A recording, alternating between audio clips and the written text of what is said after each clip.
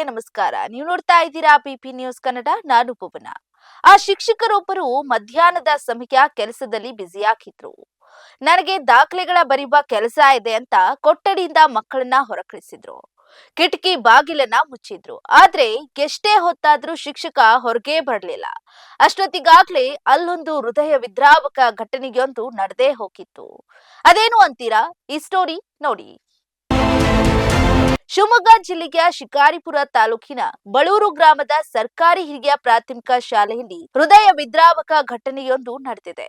ಕರ್ತವ್ಯದಲ್ಲಿದ್ದ ಶಿಕ್ಷಕರೊಬ್ಬರು ಶಾಲಾ ಕೊಠಡಿಯೊಳಗೆ ಆತ್ಮಹತ್ಯೆಗೆ ಶರಣಾಗಿರೋದು ವಿದ್ಯಾರ್ಥಿಗಳು ಮತ್ತು ಶಿಕ್ಷಕ ವೃಂದದಲ್ಲಿ ಭಾರೀ ಆತಂಕಕ್ಕೆ ಕಾರಣವಾಗಿದೆ.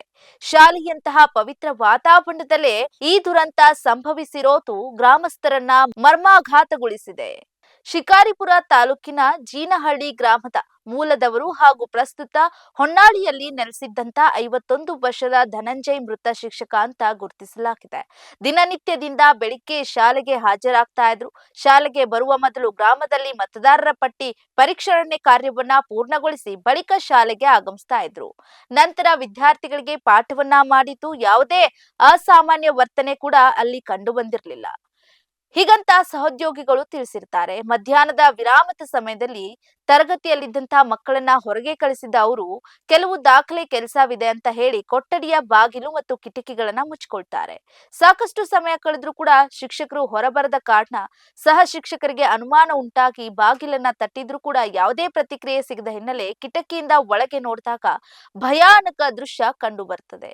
ಕೂಡಲೇ ಗ್ರಾಮಸ್ಥರು ಮತ್ತು ಶಿಕ್ಷಕರು ಸೇರಿ ಬಾಗಿಲು ಒಡೆದು ಒಳಗೆ ಪ್ರವೇಶವನ್ನ ಮಾಡ್ತಾರೆ. ಅವರನ್ನ ಕೆಳಗಿಳಿಸಿ ಪ್ರಾಣ ಉಳಿಸೋದಕ್ಕೆ ಪ್ರಯತ್ನವನ್ನು ಕೂಡ ಮಾಡ್ತಾರೆ. ಆದ್ರೆ ಫಲಕಾರಿಯಾಗುತ್ತದೆ. ಆ ಆತ್ಮಹತ್ಯೆಗೆ ಕಾರಣ ಏನು ಎಂಬುದು ಇನ್ನೂ ಕೂಡ ಸ್ಪಷ್ಟವಾಗಿಲ್ಲ. ಶಾಲೆಗೆ ಬಂದಾಗ ಧನಂಜಯ್ ಸಂಪೂರ್ಣ ಸಹಜವಾಗಿಯೇ ಇದ್ರು ಅಂತ ಸಹೋದ್ಯೋಗಿಗಳು ಕೂಡ ಹೇಳಿದ್ದಾರೆ. ಘಟನಾ ಸ್ಥಳಕ್ಕೆ ಶಿಕಾರಿಪುರ ಗ್ರಾಮಾಂತರ ಪೊಲೀಸರು ಭೇಟಿ ನೀಡಿ ಸದ್ಯ ಪರಿಶೀಲನೆಯನ್ನ ನಡೆಸಿದ್ದು ಪ್ರಕರಣವನ್ನ ದಾಖಲಿಸಿಕೊಂಡು ತನಿಖೆಯನ್ನ ಮುಂದುವರಿಸಿದ್ದಾರೆ. ಶಾಲಾ ಆವರಣದಲ್ಲೇ ನಡೆದಂತ ಈ ದುರ್ಘಟನೆಯಿಂದ ಮಕ್ಕಳು ಕೂಡ ಭಯಗೊಂಡಿದ್ದು ಗ್ರಾಮದೆಲ್ಲೆಡೆ ದುಃಖದ ವಾತಾವರಣ ಆವರಿಸಿದೆ. ಅಲ್ಲದೆ ಶಿಕ್ಷಕರ ಸಾವಿನ ಸುತ್ತ ಅನುಮಾನ ಕೂಡ ಹುಟ್ಟಿಕೊಂಡಿದೆ. ಪೊಲೀಸರ ತನಿಖೆಯಿಂದ ನಿಜಾಂಶ ಹೊರಬೀಳಬೇಕಿದೆ. ಇದಾಗಿತ್ತು ಈ ಹೊತ್ತಿನ ವಿಶೇಷ ವರದಿ. ಸಮಗ್ರ ಸುದ್ದಿಗಳಿಗಾಗಿ ಸದಾ ಗಮನಿಸಿ ಬಿಪಿ ನ್ಯೂಸ್ ಕನ್ನಡ. ಇದು ಕನ್ನಡಿಗರ ಪ್ರತಿಧ್ವನಿ.